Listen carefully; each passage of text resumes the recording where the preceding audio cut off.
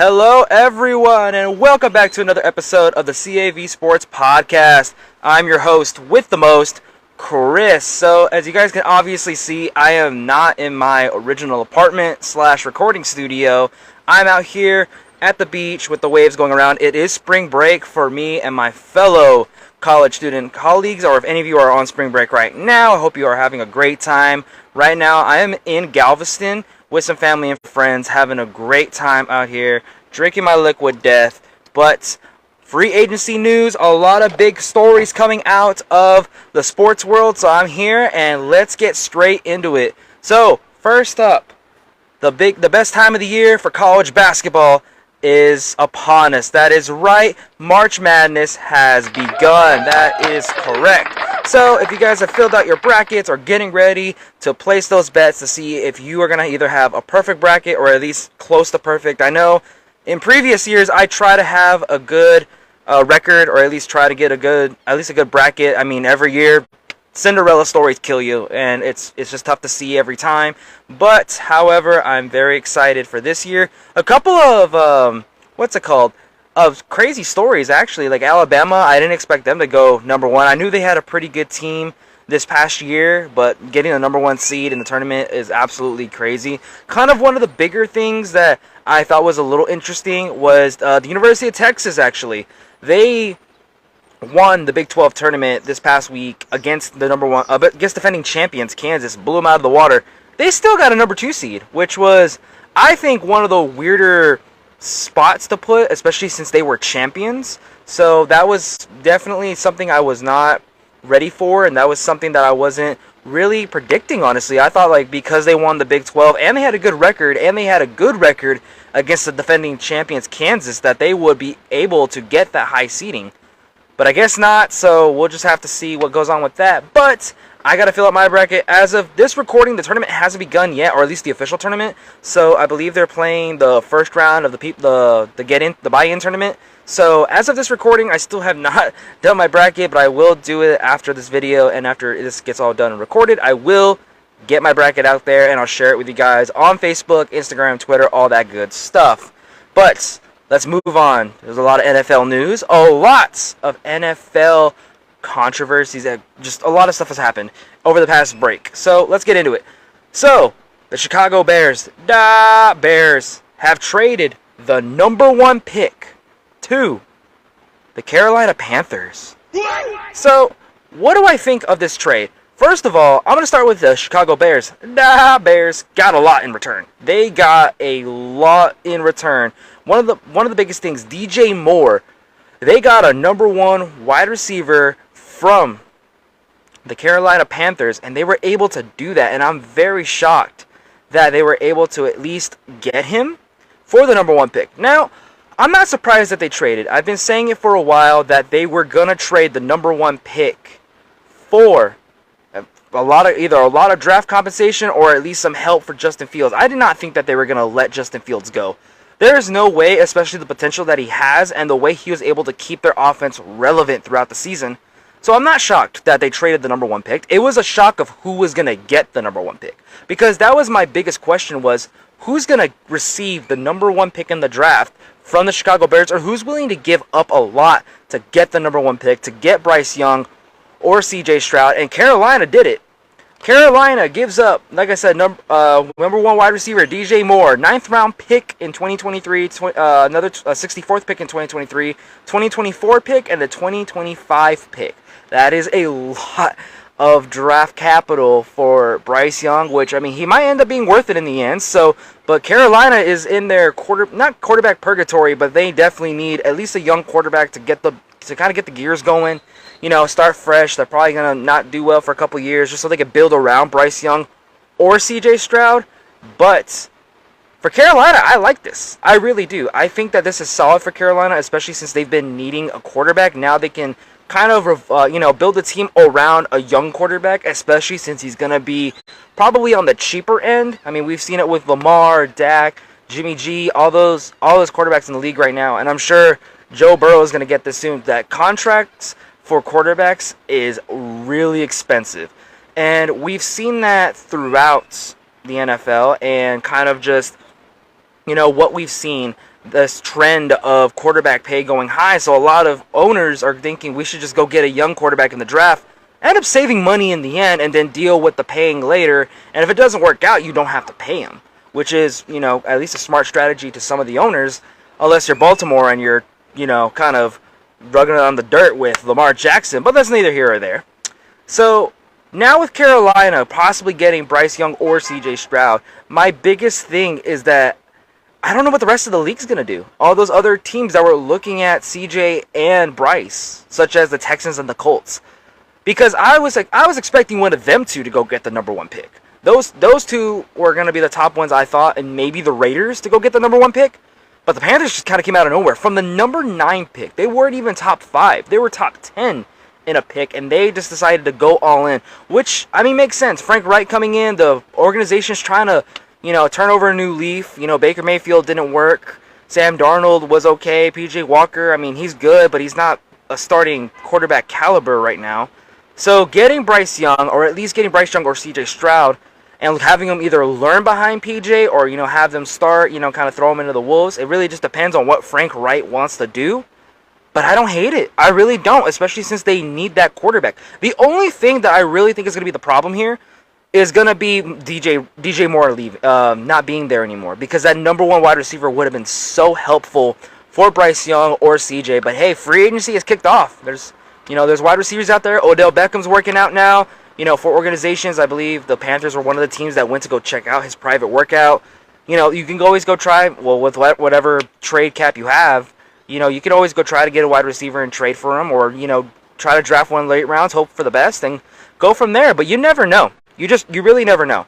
But I'm excited for Carolina just because they're going to get their young quarterback that they need. I believe the last young quarterback, young quarterback that they drafted in the first round was Cam Newton. And he did, we saw how he did. He did exceptional. Had won Rookie of the Year, had an MVP season, went to the Super Bowl. Absolutely fumbled the bag at that point, but still went either way.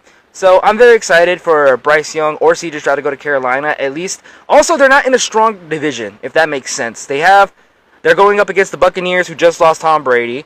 The Saints just got Derek Carr, so that may be their only competition. Atlanta, who knows what's going on with Atlanta, and Carolina. So that division is not very hard for CJ Stroud or Bryce Young to come into. So that's kind of the upside of this, is that they're not going to go in with a lot of pressure, if that makes sense. Like going to the Texans, where they got to go up against Jacksonville and Tennessee, or, the Colts, they go up in their conference. You got to think about that, and I think Carolina, at least that the division is not going to be the strongest in the NFC, you have a still chance to win the division. And they have a good running game with the 2 running backs in Hubbard, and I'm blanking on the other running back for Carolina, but they have a good little rotation going on for them. But now for the Bears, they're going to be strong. If I'm the Vikings or the Packers, I would be terrified, because they got a lot back. Especially getting DJ Moore. DJ Moore, I think, was one of the more underrated number 1 wide receivers last season, just because of all the quarterbacks that they went through. He wasn't able to thrive as much in Carolina, especially with with Cam Newton doing his random rebirth season that didn't work out. Sam Darnold didn't work. PJ Walker got hurt. Baker Mayfield didn't work out there.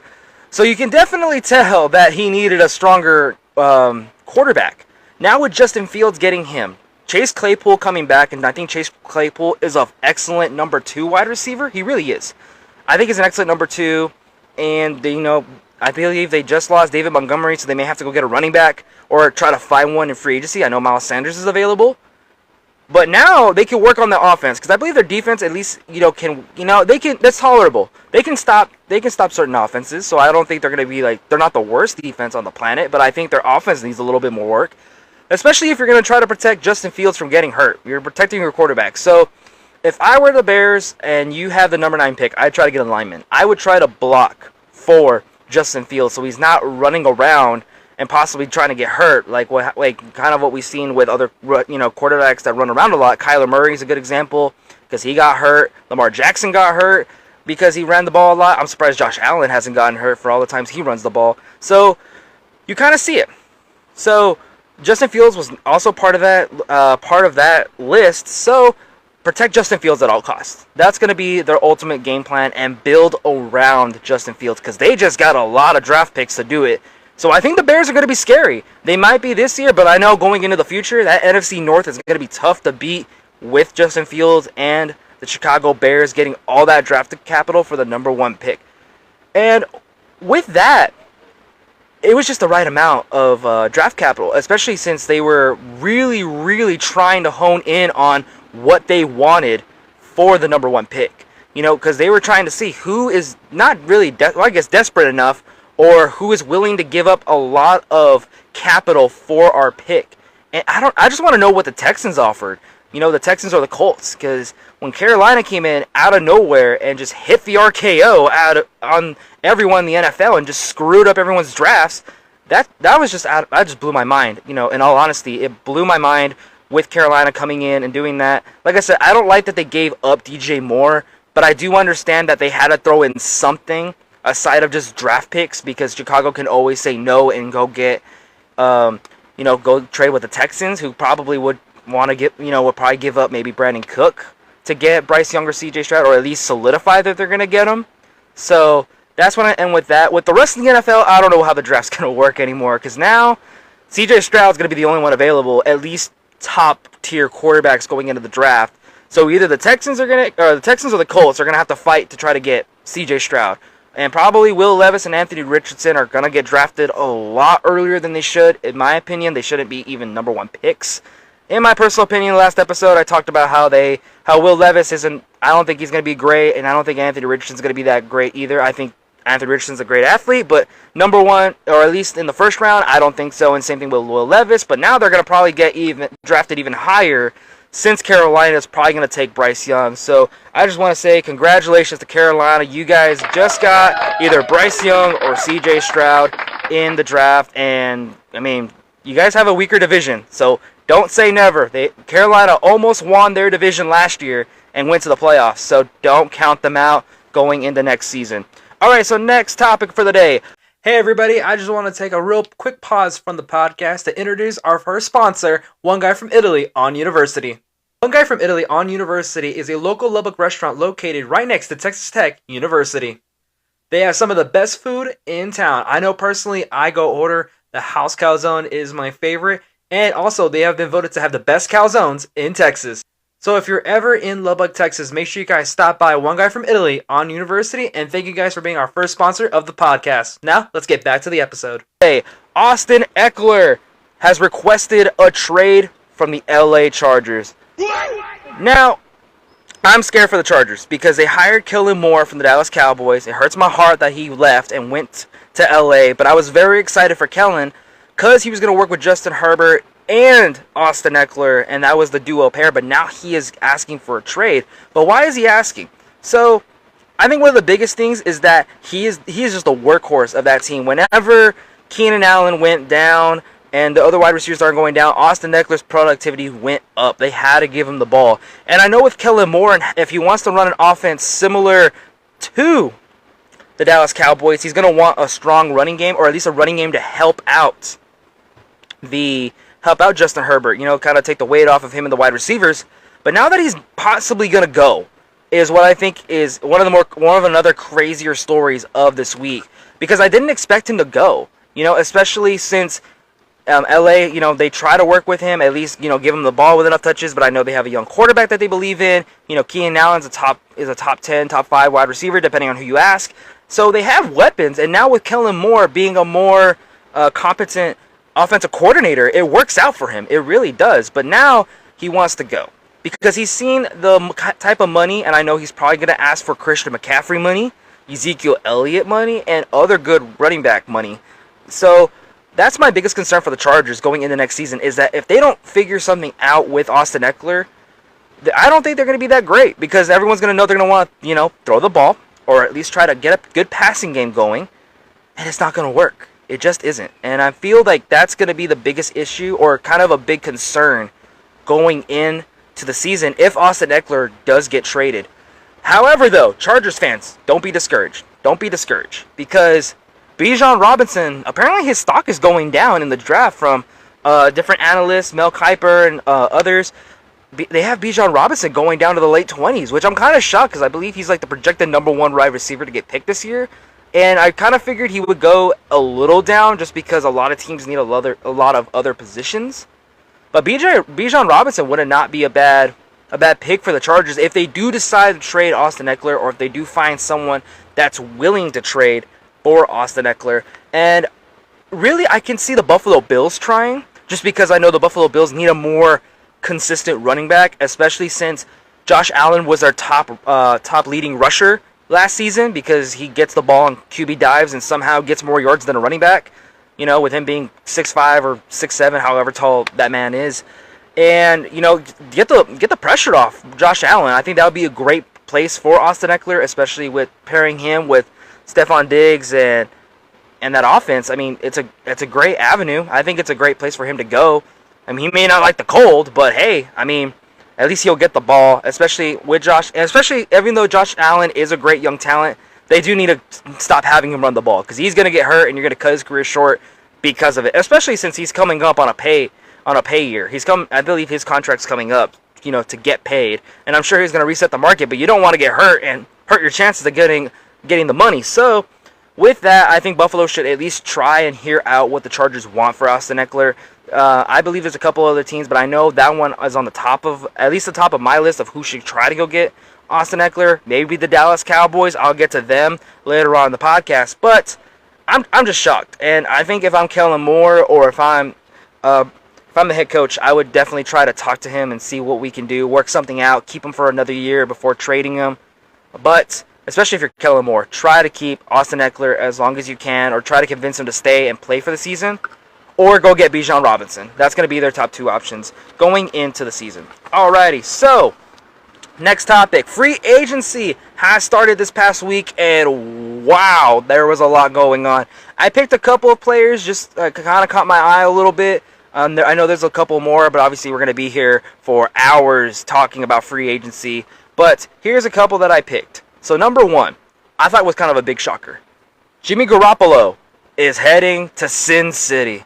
He's going to Las Vegas with the Raiders. He's going to be pairing up with Devontae Adams. Now, why did I find this I didn't find this shocking, but I didn't think the Raiders were going to go with Jimmy Garoppolo. Now, I know with Jimmy Garoppolo and the 49ers, their relationship was destroyed. I know it was reported that Kyle Shanahan and Jimmy Garoppolo's relationship is just over, especially with Brock Purdy doing as great as he did this past year. And then Trey Lance, who knows what's going to happen with him with the injury, and who's going to start. It's most likely going to be Brock Purdy. I think it should be Brock Purdy. But Jimmy Garoppolo, the only problem I had with Jimmy, he got to the playoffs. He's been to a Super Bowl. He won a Super Bowl when he was the backup for Tom Brady. And the only concern I really have with Jimmy Garoppolo is that he just gets injured way too much. He's not the type of quarterback that'll get you 500, 400 yards through the air, or, get some crazy highlights like Patrick Mahomes or Lamar Jackson or Josh Allen. But he'll get you a win. He'll do enough. He's a good game time manager. He tries to at least, keep your team in the game when it's close. So I think this will be a great pickup for the Raiders, especially since they just shipped out Jarrett Stidham. He's going to the Broncos, and Derek Carr is a Saint now. So seeing that and going about it, they needed to get a quarterback, especially since they just ran out their backup quarterback, and who knows what they're going to do in the draft. However, though, I still think they should try to go get a quarterback in the draft, just in case Jimmy Garoppolo gets hurt. Because we've seen it in San Francisco. He can't stay healthy. I think aside of the Super Bowl year, he played, I believe he came in and played for the year, or he played for the whole year, got to the Super Bowl. So he has potential to be great. He just needs to be protected. Now that they kind of addressed the quarterback situation, at least for now, temporarily, they can work on their defense, because I know their defense was absolutely atrocious last year. So with quarterbacks, especially with the quarterback market being crazy, and I'm sure they did not want to pay for Lamar Jackson, especially how much he's asking, because I believe he was one of the team. They were one of the teams that were going to try to see if they can get Lamar. Aaron Rodgers is out the door for them. I believe they said last week or 2 weeks ago that they didn't want Aaron Rodgers. So now coming in with Jimmy Garoppolo, at least they can work with him. Get a little system quarterback going, get some chemistry with Devontae, go from there. And then Josh Jacobs is back, so he has a strong running back. So now the Raiders can focus on defense, but in my opinion, they should try to go get a quarterback. I don't know if they should get Will Levis or Anthony Richardson. I think Will Levis is probably going to be closer to Jimmy G's playing style if they want him to learn behind Jimmy Garoppolo, or they try to go get someone later in the rounds. I think that they still should. Just because Jimmy Garoppolo's history, he does get injured, and it's good to have some sort of backup quarterback, in the helms, kind of waiting on standby, because you never know. So, the Raiders, you guys got Jimmy Garoppolo. Jimmy Garoppolo's finally out of San Francisco, because I know he was hating it with Kyle Shanahan. The relationship is over, but welcome to Sin City, Jimmy Garoppolo, and we'll have to see what's going to happen. I don't think they're going to compete with the Chiefs. There's no way. And maybe they'll compete with the Chargers since they might lose Austin Eckler. The Broncos got Sean Payton. Hopefully he fixes everything. So I don't think they'll be a top contender in the division, but they may be able to at least maybe sneak into the wild card. Maybe, depending on Jimmy Garoppolo's health. Next up, another Raiders move. The Raiders got Jacoby Myers, wide receiver from the New England Patriots. Now, I'm not shocked since considering the fact that Jacoby Myers did let them score in a game, so he did help out the Raiders score. So against them when he threw the pass. That was completely crazy. He has more touchdown passes to the Raiders than Jimmy Garoppolo does right now, so I thought that was kind of crazy. But I'm more concerned for New England because the New England Patriots, that was their number one wide receiver, and he's gone. And they don't have a great track record of drafting wide receivers, so I don't know what Bill Belichick's going to do now. Now, without their number one wide receiver, at least he was more consistent than the others. Now, what do I think for the Raiders? This does help Davante Adams, because I know the struggling thing with Davante Adams, not that he's struggling, he's top 3 wide receiver in the league right now, but at least Jacoby Myers helps out number one, Jimmy Garoppolo, and it does help Davante Adams get open, because Jacoby Myers did well in New England last season, especially being the number one wide receiver. And however the heck Matt Patricia decided to run his offense. But with that, Jacoby Myers coming in does help. It helps out Hunter Renfrow. He can go back to slot receiver because I think he's a way better slot receiver than he is an outside. So that does help the Raiders out a lot. Just now with New England, I don't know if they're going to go with a draft pick or try to go into free agency and try to get a wide receiver. I would try to get a wide receiver in free agency just because of the track record of wide receivers that they draft. So with that though, I'm not sure why New England decided to trade Jacoby away. I thought that was kind of a little bit of a weird one. So, but Jacoby Myers is gone. Hopefully New England can get another wide receiver. And Hunter Henry's not bad, the tight end. He's a good receiving tight end. Just same thing with him. He's kind of injured every now and then, and hopefully Matt Patricia doesn't call the plays, because man, he does not know how to run an offense whatsoever. So at least I guess it's a little bit of a clean slate. They're going to start fresh and go from there. But New England lost Jacoby Myers, and Jacoby Myers, welcome to Sin City. You are now a Las Vegas Raider. Next up, Atlanta signed Taylor Heineke from the Commanders. Now, I'm shocked about this. I really was when I heard this. So I'm going to start with Atlanta first before I go to the Commanders. I believe they probably signed Taylor Heineke in case Desmond Ridder doesn't work out. They at least have, a veteran quarterback that's been there. He can run the offense at least well enough. Like I said earlier with the Carolina Panthers, they're not in a strong division this year. So, anything can really happen. So I guess you can't really count out whoever's in that division right now to win. Maybe the Saints have a better chance than Atlanta does, but bringing in Taylor Heineke and at least maybe helping out Desmond Ridder, or at least giving him a little QB competition, I think it's going to help Desmond, just because now he's going to know, hey, we can bring someone in and replace you. A lot of fire under him, especially since he was a little bit better than Marcus Mariota, in my opinion. But now with Taylor Heineke, he's kind of proved himself. He's won some big games. He beat the Eagles when they were undefeated. He ran a good system in Washington, so it's going to be interesting. It will be interesting to see how this is all going to work going into this and going into preseason, OTAs, all that good stuff, and kind of seeing who's going to be the number one quarterback. Now, I'm going to move on to the Commanders, because I'm concerned about the Commanders, because they don't have a quarterback. Carson Wentz, release. Taylor Heineke, gone. So, do they ride with Sam Howell? He had a decent game against the Cowboys, who played horribly at the final game of the season. I don't know if that's enough, though. I really don't know if that's going to be enough to be the number one quarterback. Now, unless they are looking to trade, I believe the other two options are they try to get Lamar Jackson, or they try to go into the draft and try to trade up to get either Will Levis or Anthony Richardson or somebody out there. So with that, I just don't know what the Commanders are doing anymore. I mean, I never know what they're doing in general, just because they're they're just a crazy organization that doesn't know how to run their team. But now with no quarterback, they have no QB1 at the helm aside of Sam Howell. He is their only designated number 1 wide receiver. So we're just gonna have to see what goes on with that, because I mean, I really don't understand it. They're signing their defense. They're doing really well on defense. I believe they signed Payne, the defensive tackle. They signed him to a long-term deal. But man, do they need, like, I understand that's great. They have a great front four and a good defense, but you got to score. And if you don't have a quarterback to do that, I don't know what they're gonna do. Like I said, unless they're one of the top front runners to get Lamar Jackson and they're willing to pay him a lot of money, that's really the only way I can see them going about this. Or they try to go into the draft and try to either get someone there.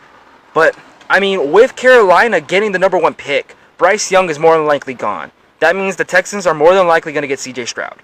The Colts are probably going to get either Will Levis or Anthony Richardson. And maybe the Raiders as well. So I just don't see what they may do with this. I really don't. Because they don't have a lot of options. And if you want to trade up to at least get C.J. Stroud, you're going to have to give up a whole lot to the Texans. And you're going to have to give up a quarterback that they don't have.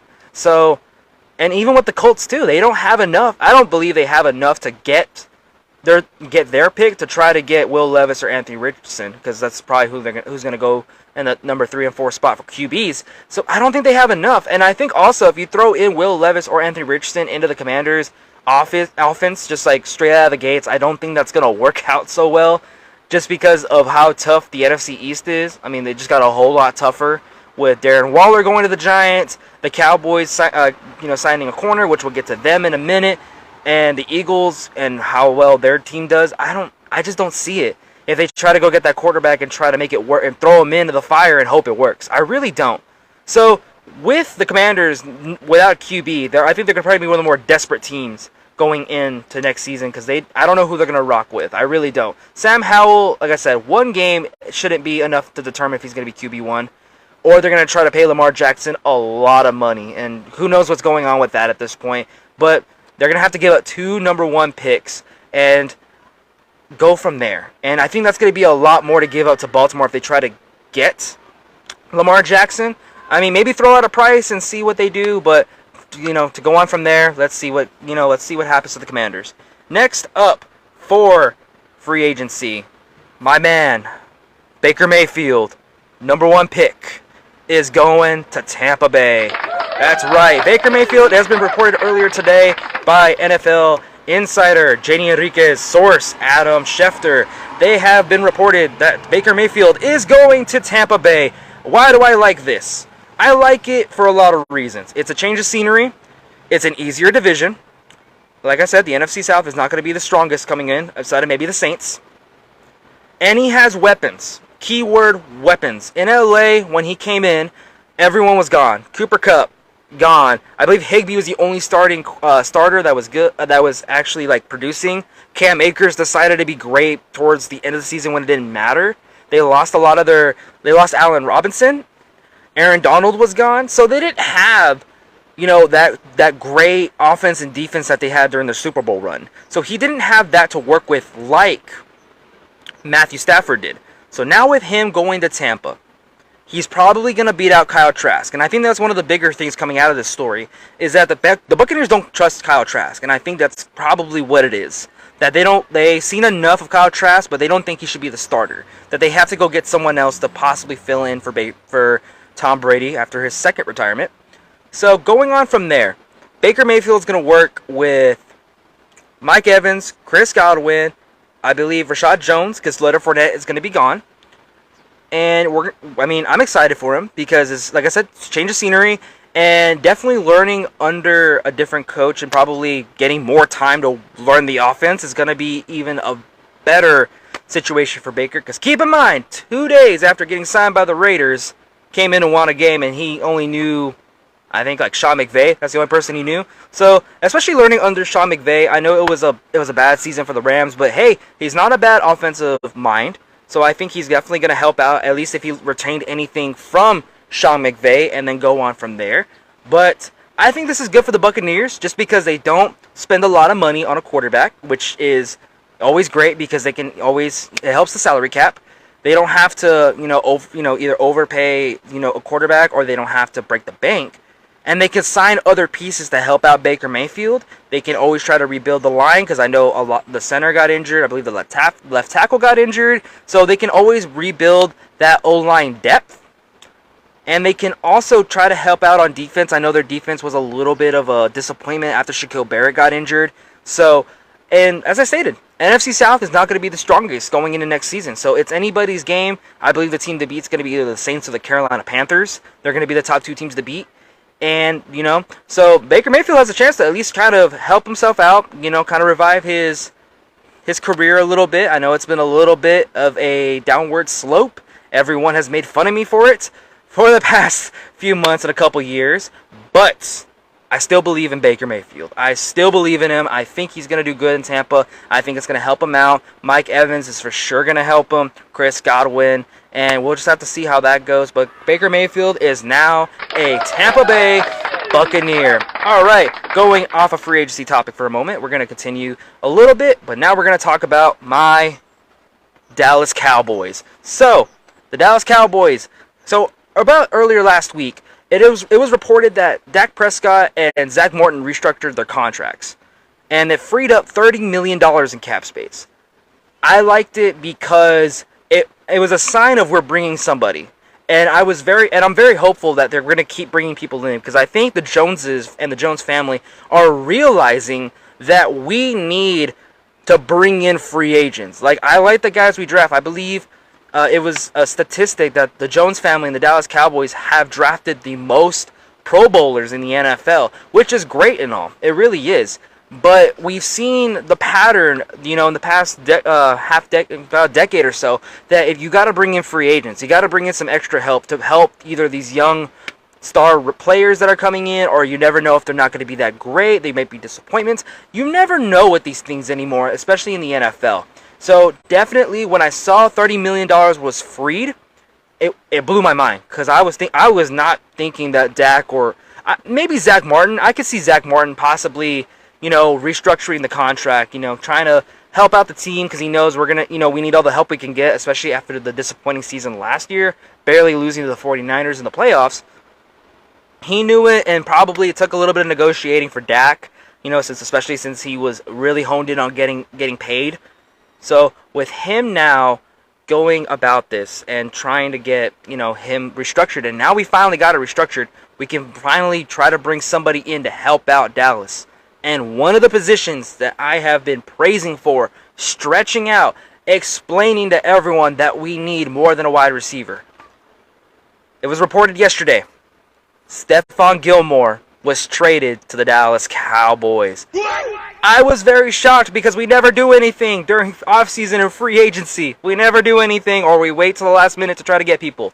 We traded for a 5th round complimentary pick to the Indianapolis Colts for Stephon Gilmore. First, I'm going to start with, how hard was that?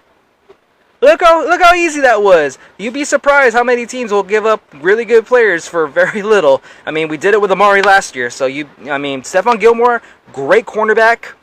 I believe he's still up there. He helps out Trayvon Diggs, which I've been stressing that's been the biggest problem, and that was our biggest headache that I had last season after Anthony Brown went down. Anthony Brown went down. That right side of the defense was just not great. It was horrendous. We had to go through 5 or 4 different cornerbacks to help out, and I thought Bland was going to be the answer, the nickel cornerback, but he's not a great outside cornerback. He's a great nickel. He can stop the slots, or at least try to, disrupt tight ends. I think he's great in that position, and And I think he's going to be a star at least in that position. But being an outside corner is just so critical, because when you're going to go up especially just looking at in division wise in the NFC East, AJ Brown, Devontae Smith, they're a great duo, and you saw how far they went this past season with the Eagles. Curtis Samuel and Scary Terry McLaurin, another great duo. Darren Waller just got added, and I don't know what the Giants are going to do about wide receiver wise, but Darren Waller got added. So we're getting some real tough competition going into next season. So we're gonna need a strong defense, which I'm very happy we're at least attacking this part of the team right now in free agency, just because how strong everyone is getting on offense. I know the Giants re-signed Daniel Jones. I talked about that in the last episode. So we are seeing that the NFC East is getting stronger on offense. So what do we got to do? Get stronger on defense. So Stephon Gilmore is now a Dallas Cowboy. Welcome to Dallas, Stephon, and I'm very excited to see you on the other side of Trayvon Diggs. Another great free agency signing. We did re-sign the Wolf Hunter, Leighton Vander Esch. He is coming back. I'm very happy. I thought he did well this past season pairing up with Micah Parsons, especially since he didn't have to worry about rushing the quarterback as much. That was more of Micah Parsons' job. He was able to command the middle. I will say, though, if he would have walked, I would not mind getting Bobby Wagner, just because I know he's a great middle linebacker as well. But I do know Jerry Jones loves his Cowboys. He loves the guys he drafts. So trying to make him a lifelong Cowboy is was definitely a little bit of a scare, especially since we were over the cap by a lot. But I believe with the restructure of the contracts by Dak and Zach Martin, we were able to free up and keep him, which I think is exponentially great. I don't think he got hurt last season, or if he did, it wasn't like he missed a long period of time. So that's very exciting, especially like I said earlier, he doesn't have to rush the quarterback. He just mans the middle and runs the zone, which I'm very happy because he's a decent zone coverage linebacker. We can let Micah Parsons worry about the quarterback and go from there. And another thing with it is that, like I said, offenses are getting stronger in our division. We gotta be strong, especially with the whatever the heck the Eagles pulled off last season with their weird QB sneak play. We're gonna need some guys in there getting dirty in the trenches, and he's gonna definitely help. And I believe he was our best run stopper on the team last season. He recorded the most tackles from rushing. So I'm grateful. I really am to have the Wolf Hunter back on the Cowboys team. Next up, we did sign back another Cowboy. Donovan Wilson is returning at safety. I'm a big fan of Donovan Wilson. I think he does well. He kind of reminds me of a Cam Chancellor type. He will go hit somebody, and I think that's very crucial to have on the defense, especially if you're going to have these strong running backs coming in and seeing what happens. But he can stop the run, too. He is a great tackler from what I saw, and he's a great strong safety. So I was a little scared we're going to lose him and Leighton, just because I believe they were kind of like the top two other players aside of Micah and Trayvon. And so with him coming back, safety is clear, linebacker, we got corners. I believe Curse is still going to be there, too. Our front four is going to be awesome. I'm excited for our defense. I really am. What are we going to do about offense? Who knows? Who knows what we're going to do about that? We're working on it. And maybe D-Hop. I know there was talk that DeAndre Hopkins might be coming in soon. I know he went on the Pat McAfee show saying, Dallas, I hear my name. Let's talk. So I wouldn't mind it. I really wouldn't mind DeAndre Hopkins coming in and helping CD, but we will get there when we get there. Speaking of the offense, it has been reported that the Dallas Cowboys plan on parting ways with Ezekiel Elliott, which will free up $10.9 million in the cap space. Now, what do I think about him getting released? Am I happy? I'm a little bit, because of his productivity going down. He wasn't producing as much after he got the contract, after I believe his 2 rushing titles. He just wasn't producing anymore. He got hurt, he held out, it was back and forth with him, and now we wasted a whole lot of money on him to barely produce. Tony Pollard, who got less rushing attempts, got more yards than Ezekiel Elliott did. And that is not good, especially since Ezekiel Elliott was a first-round pick in the draft, and Tony Pollard was a lot lower. It's just like, to me, they're just 2 different running backs. They really are. Zeke is more of a power running back. You get him in the goal line. You need that 3rd and 1, the 4th and inches, or the 3rd and goal, 4th and goal, whatever the case may be. Ezekiel Elliott's perfect for that, because whenever we tried Tony Pollard, he got hurt. But Pollard's just more explosive. He can go outside the tackles and explode. He can accelerate through the guard and the tackle and just, run wide open. So with him staying and being franchise tagged, now we can work out at least a team-friendly deal. Do not give him Ezekiel Elliott money and he doesn't do good, because that might be the problem here. So with that, with Zeke possibly being gone and freeing up $10.9 million, it's going to help the salary cap, especially if we're still debating on who to bring in. The only problem I really have is who we're going to bring in for running back to help out Tony Pollard. Because I do fear that if we give Tony Pollard the ball too much, he's not as big as Ezekiel Elliott. So Ezekiel Elliott, being, his built, he's very strong. That's why I said he's a power running back. Tony Pollard's not that, and he's going to get hurt, especially with all those carries and those rushing attempts. So who do we bring in for running back? Like I said, Bijan Robinson might be there. I wouldn't mind Bijan Robinson if Ezekiel Elliott does go. If he does get released, bring in Bijan. Then I'm perfectly fine with that. However, though, I think wide receiver is a little bit more of a pressing matter in the draft, especially with some really good ones coming in. So it's a real toss-up for me if we go to the draft or go get a free agent, because I don't like Miles Sanders that much. I liked him when he first came into the league, but not so much this past year. He had a fumbling issue. He fumbled in the playoffs. He fumbled in the regular season. Fumbled in the Super Bowl. So I don't like Miles Sanders too much. Unless we try to go get Austin Eckler, I don't think we will, because we just got Stephon Gilmore, and they want to trade. So we can't just pick him up. So I think that's another concern, where we would have to give up a first-round pick for Austin Eckler. I would not mind Austin Eckler. I really wouldn't, because I think he would like it in Dallas, especially since McCarthy wants to run the ball now, even though we ran the ball the sixth most out of everyone in the league last year, but that was last episode. And what happens with that, with Austin Eckler coming in, is now we got to do the exact situation that we had with Zeke, is we got to split the reps between Tony and Austin. So it's going to be a little bit of a debate going into this draft process and going into the draft in April, but we'll see. We really will see. But with Ezekiel Elliott being gone, I'm upset because I did like him when he first came to the Cowboys. He was very helpful, but now he hasn't been productive. He's not as explosive. And Tony Pollard just helped out a whole lot more the past 2 seasons. And he got a Pro Bowl this past year. He had 1,000 rushing yards with less attempts than Ezekiel Elliott. So with that, I would hate to see him go, but I also understand he has to go. He hasn't been helping that much, and he's just eating the salary cap away.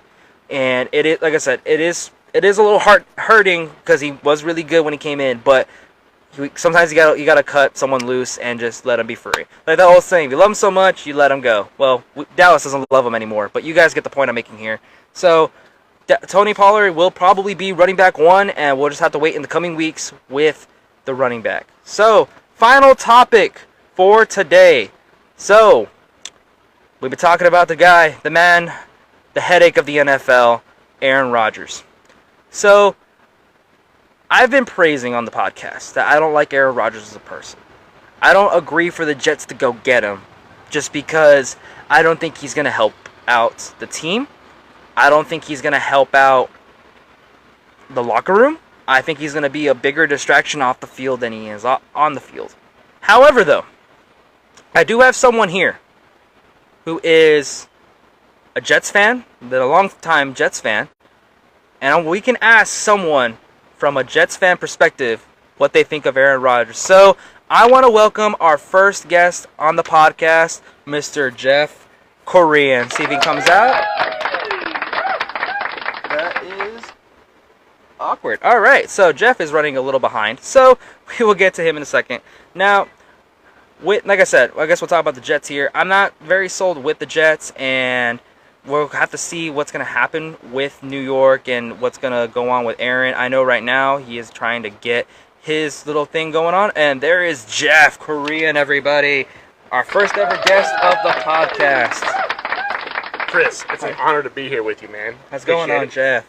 All right, Jeff, we're talking Jets football now. I just talked about my Cowboys. So, first question for you, Jeff. How long have you been a fan? Well, that's a very tough question. Probably since like 1989, roughly. 1989. All right. So, what did you think of last season? It started off promising, like 7-3 or something, and then LaFleur did LaFleur things, and then we tanked. Tanked? Yes, tanked. But would you agree with me, and probably the rest of Jets football nation, that the quarterback was kind of the biggest problem going into that season? Or that was the biggest issue? Yeah, whenever we drafted Zach Wilson, that was probably... I didn't have a problem with drafting him. What I had a problem with was throwing him into the fire right away.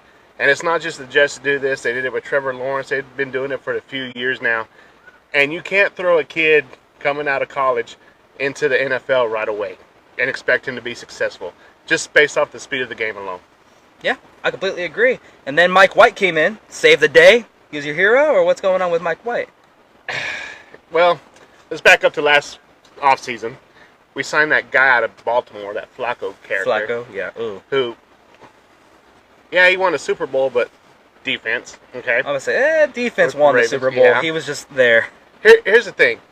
Whenever Flacco got out of the pocket, which was maybe 2 or 3 times a year, he was successful because the Jets' O-line is atrocious.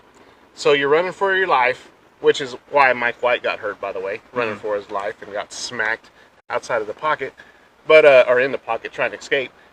But he just kind of sat there. He was a sitting duck. He's not mobile. You know, he can't move too well. But when he did get some freedom out in the outside the pocket, he was successful. And that's what kind of worries me about Aaron Rodgers, which I got a little news for you. Oh, what happened? You ready for it? Is he a Jet? Well, he went on the Pat McAfee show, first reported by NFL insider Adam Ramirez. Adam Ramirez? And confirmed by your lead statistician and technical person, Okay. Lejaki. She did some Twitter research for us and said, he on the Pat McAfee show, he said, he is a Jet that is working out compensation. Ooh. Which means you better hire what I told you to hire or I'm going to retire. Oh, that you heard it here, everybody. Aaron Rodgers is a Jet. Jeff, how you feeling about that? Aaron Rodgers coming in. It's official. Well, money not yet, but he's a Jet. You know, we're on spring break, hence the hat. So, I've been sitting there thinking all morning, whenever Tom Brady went to the Buccaneers, what was everybody's first reaction? Super Bowl. No. Mine was, it's too late. He's washed up. Belichick was the man. Then he goes and he wins the Super Bowl. My first initial thoughts were, if this was 5 years ago, bring him on. Let's take him. Then I'm like, he's 39, he's washed up, he's done. But you have a new offensive coordinator in Hackett, who he's comfortable with. You have his favorite target over the last few years, which is Lazard.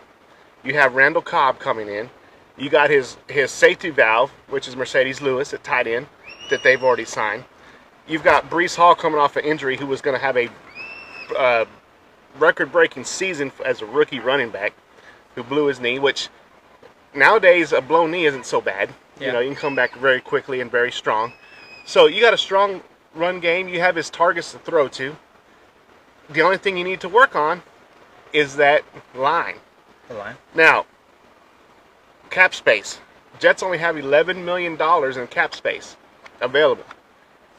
Rodgers is going to eat up $51 million. So what do? Well, your top cap space holder for the Jets, C.J. Mosley. Do you want to get rid of C.J.? No. Who's number 2? Shaq Lawson, edge rusher. Do you want to get rid of Shaq? No, but they're talking about doing it. Okay? So 3 and 4, you got left guard and right guard. Your line already sucks, so how are you going to go back, get rid of 2 guys who are in a kind of a crappy situation as it is? The tackles are our problem, honestly. But you can't free up cap space by getting rid of 2 guards and starting fresh. Yeah. My ideal situation would be keep our money, keep our defense intact, keep Mike White calling plays, throwing to Garrett Wilson, and then use our draft picks to get some good quality linemen. Maybe use our trade spots to get some linemen from, like, Orlando Brown's a free agent. He's a free agent now. Yes, he is. I mean, that kid's solid, So, I don't know. When it's all said and done on this Wednesday morning, afternoon. At 1 p.m. now, almost 1 p.m., I'm going to say, let's go, Rodgers. Let's do this. I will say, though, because you can't get rid of your 2 stars. That's going to be, like, the bigger issue. Sauce and Garrett can't go. No, you sure. Absolutely. They can't go at all. But now, speaking of Mike White, he went to the Dolphins. What did you think about that? He's going to get an opportunity to play because Tua. Oh, Tua's Yeah, injured. I love the kid, but yeah, he's not. No.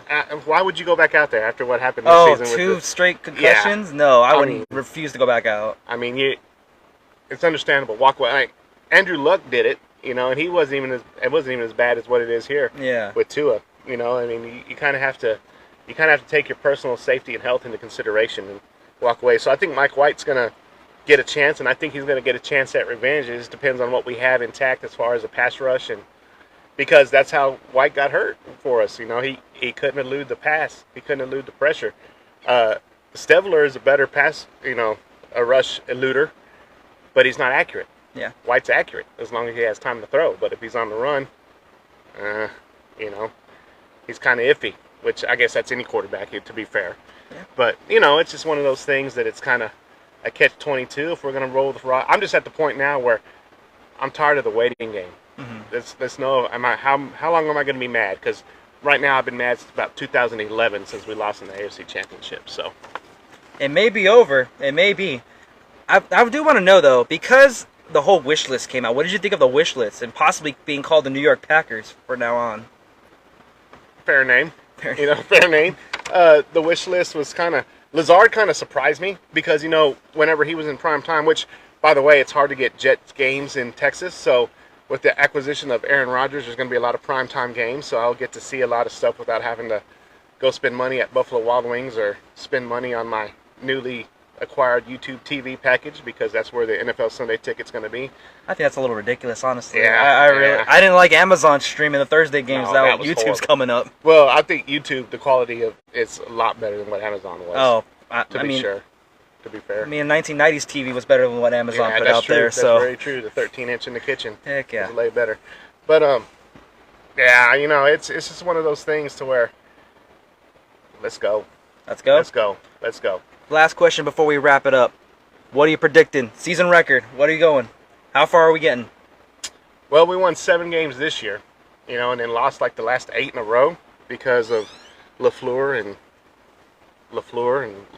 So I'm going to say new coordinator. We might lose the first couple trying to get our stuff set, but Rodgers and the pack coming in, I think we rebound.